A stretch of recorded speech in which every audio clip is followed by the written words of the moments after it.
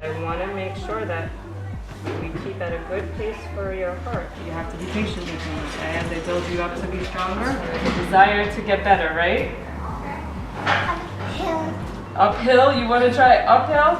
Malka, you're like a superstar, right? So Malky was diagnosed with cardiomyopathy in June of 2017. Her heart failure worsened sometime in August. She had a surgery. They had to put in an LVAD to keep her going until the heart transplant, until the heart shows up. Think of the LVAD, so it stands for left ventricular assist device. So it assists, it's a helper for the left ventricle. It's an artificial pump. It takes over the functioning of the heart. So just very basic, you can think about blue blood going back to the right side of the heart. It goes to the lungs, picks up oxygen. That lovely pink blood is actually going into the LVAD and it's pumping it back into the body. She suffered a stroke at some point during surgery. And then we were told we're gonna go to rehab to get Malky's function back to as much as possible.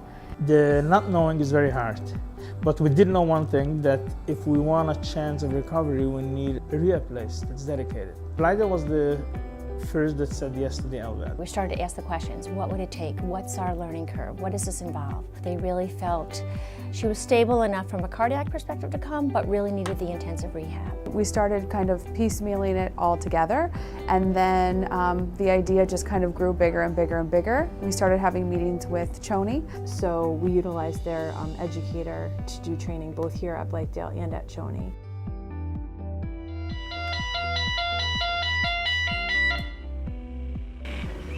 Excellent.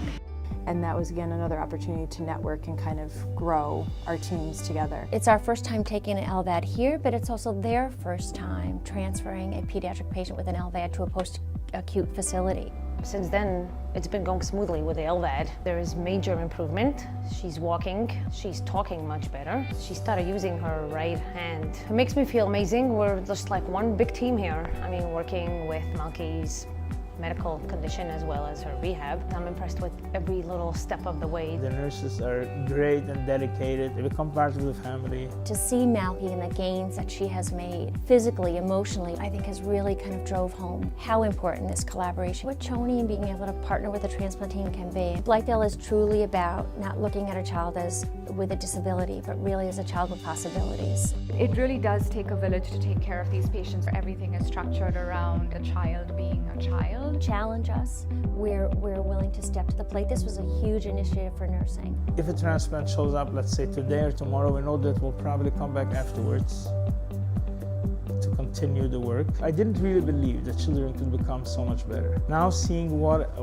long way she has come, and seeing other children here in Blythedale and hearing how they were and how they are today, I believe. It's getting them here and conditioning them, their bodies, their spirits, for this major surgery, and then taking them back post-transplant and